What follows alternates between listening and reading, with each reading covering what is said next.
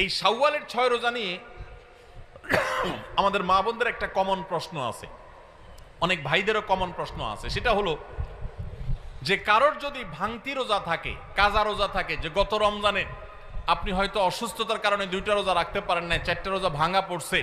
কোনো মা বোন মাসিকের কারণে তার কয়টা রোজা, 7টা 8টা রোজা বা 10টা রোজা 5টা রোজা তার ভাঙতি পড়ছে। এই রোজাগুলো তিনি আগে রাখবেন নাকি শাওয়ালের 6 রোজা আগে রাখবেন? এটা হলো প্রশ্ন।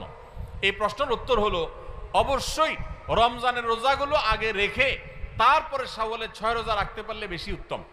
কারণ নবী সাল্লাল্লাহু আলাইহি সাল্লামের হাদিসে আমরা দেখি তিনি বলেছেন, যে ব্যক্তি রমজানের রোজা রাখলো এরপরে শাওয়ালের 6 রোজা রাখলো তার জন্য ফজিলত হলো সারা বছর রোজা সব। তাহলে আগে রমজানের গুলো শেষ করে তারপরে শাওয়ালের 6 রোজা রাখতে পারলে বেশি ভালো। কিন্তু যদি কোনো মা বোন বা কোনো ভাই তার মনে হয় যে না, ভাঙতি রোজাগুলো রেখে তারপরে আবার শাওয়ালের 6 রোজা রাখা আমার জন্য কঠিন হবে, গড়ে 10-15টা রোজা রাখতে এক মাসে আমার জন্য চাপ হয়ে যাবে, তাহলে যে কোনো একটা অপশন যদি বেছে নিতে হয় তাহলে আমি বলবো অবশ্যই আপনি শাওয়ালের 6 রোজা, যেহেতু শাওয়ালের পরে আর প্রযোজ্য হবে না, এর সব শাওয়ালের পরে আর পাবেন না, এই জন্য শাওয়ালের গুলো আগে রেখে ফেলেন এবং কাজাগুলো যদি পরে রাখেন, ইনশাআল্লাহ আপনি পরিপূর্ণ সওয়াব পেয়ে যাবেন। তবে আগে যদি রমজানগুলো শেষ করতে পারেন সেটা বেশি উত্তম, সেটা বলাই বাহুল্য। তাহলে শাওয়ালের 6 রোজা রাখবো তো ইনশাআল্লাহ।